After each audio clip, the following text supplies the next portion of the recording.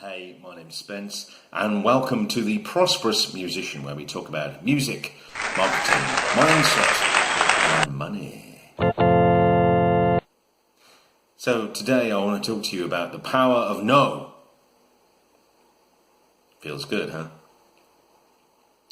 Have you ever felt that you have not enough time to do the things that you want to do? Do you feel resentful, angry, frustrated? Or do you feel scared of rejection? Well, all these things are normal reactions, but they can really stop us living the life that we truly want to do.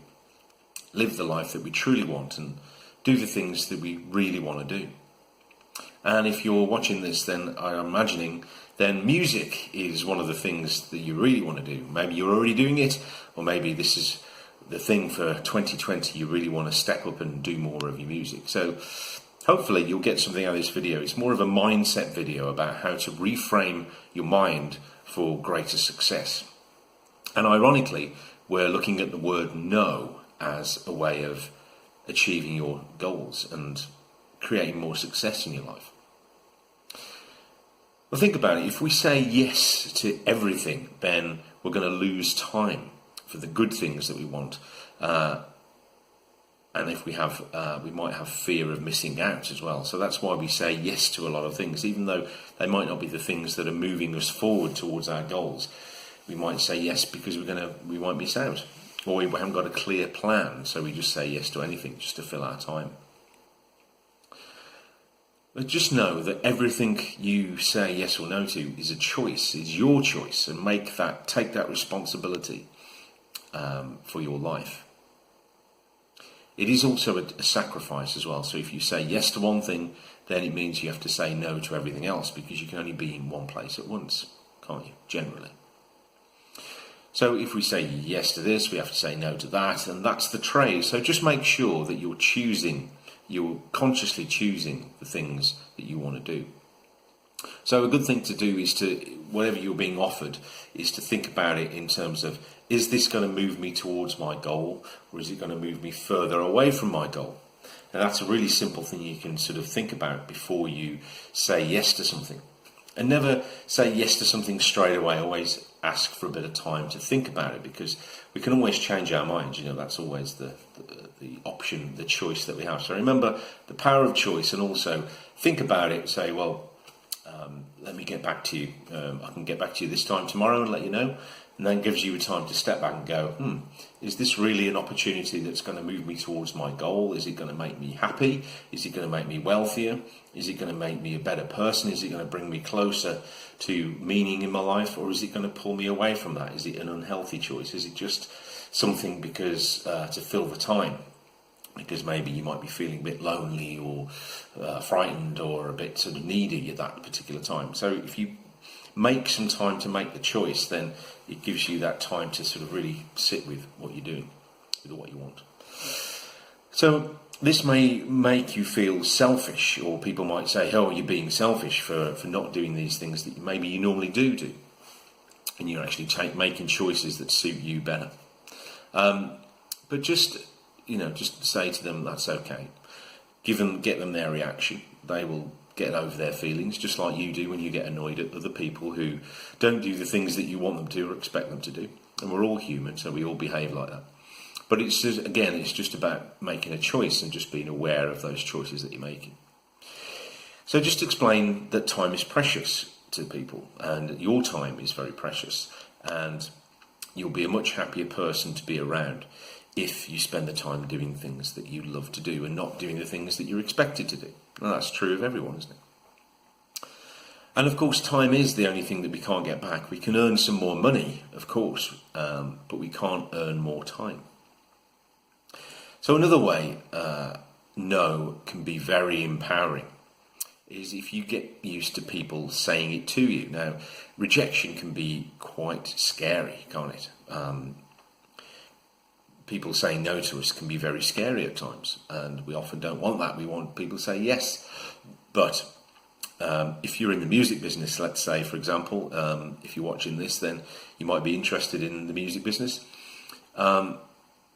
generally the music business is full of rejection. No matter where you are on the scale, you'll always face rejection. You'll always face things that don't work out the way you want them to, or offers that don't come your way, or you're applying for different things and they don't quite work out, or you lose certain things, and that's just part of life. So in your pursuit of being a musician, you will probably, almost guarantee, experience more rejection than acceptance. But that's not a reason to give up. People often use, in this situation, people often use sports stars, don't they, as evidence of striking out more than you hit, if you use that kind of metaphor. Or Michael Jordan's often used as he missed actually more shots than he scored, even though he was one of the greatest of all time, one of the GOATs of basketball. He scored so many points and won so many games. Scored match-winning basket. I don't know if they call them baskets or points or goals, but let's say the baskets. But he actually missed more than he hit. And so there you go. The more you do, the more you're going to miss. But also you're increasing your chances of success, because if you don't do anything, then it's never going to happen anyway. But if you try and strike out, at least if you keep doing that, eventually you're going to hit, right? So let's just put that in a musical context. So, for example, Ed Sheeran, who you all have probably heard of, he said when he was first signed that he looked, when he's the label that he was signed to, he looked at who was number one on that label, who was the best-selling artist on that label. And at the time, it was James Blunt, who was also, a male singer-songwriter. So his response to that was basically, okay, so you show me his tour diary, what he's doing every year to promote and to be the number one artist, and I will double it. And that's exactly what he did. He did it exactly what James Blunt did, but he did it twice as much. He did twice as many gigs in twice as many countries. Now, he said that the first album that he promoted didn't do as well as James Blunt's, but he kept doing the extra work, the extra gigs, and doing twice as much work as James Blunt, and then subsequent records after that eclipsed what he thought and what James Blunt was doing at the time. And that's just one example, and it's just a very sort of good example of just increasing your output. Now, if you're increasing your output, then obviously you might miss more than you hit, but eventually you're gonna end up with more. So the point I'm making, so instead of being scared of rejection or fearing rejection, you learn to embrace it, flip the script round on its head. So actually expect and want rejection. So if you're trying, for example, this might be you. So if you're trying to get a tour together, for example, we're ringing up venues, and more often than not, if you're a grassroots artist, you're just getting started, you haven't got much of a name for yourself yet, you're going to get rejected a lot because people haven't heard of you. They're not interested, right? So, so instead of going, oh, what's the point? No one's heard of me. Prepare for success. Prepare like you're going to get it. Prepare like you're the best thing that's happened to them. Like you're really going to make this work for them, and present yourself in a way that's make very attractive for them. They're going to make money. It's going to be good for them.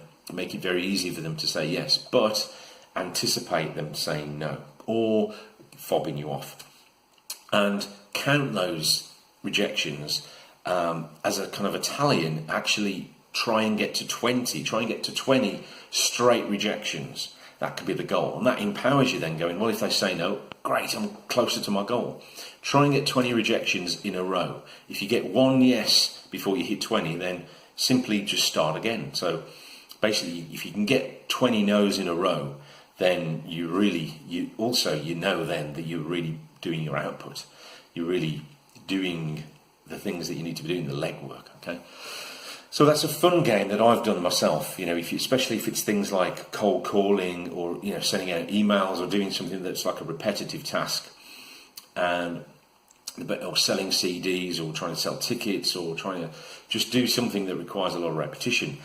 Think of it like that. Think of it, okay, I need to get to 20 or even 30 no's in a row. See if you can get that. And I guarantee it's actually really hard to get 20 rejections in a row, even 10 rejections in a row, because you're going to get one, and number 8 or number 9 might go, Well, yeah, maybe call me back, or call me back in a few days' time, or we might have something, or follow it up with something else.